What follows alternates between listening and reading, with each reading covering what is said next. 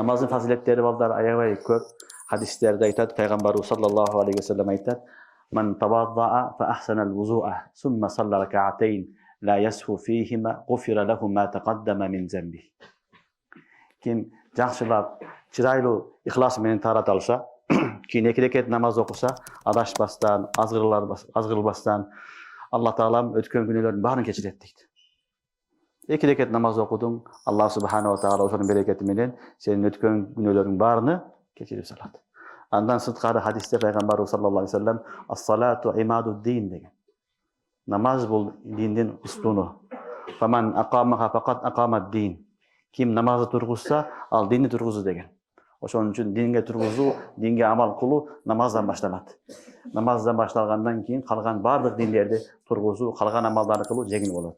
Ким 5 убак намазга такай байланышы 5 убак намазды таштабай окуса, Аллах Субханаху ва Таала диндин калган амалдарын да кылуу, аткаруу жеңил кылып коет.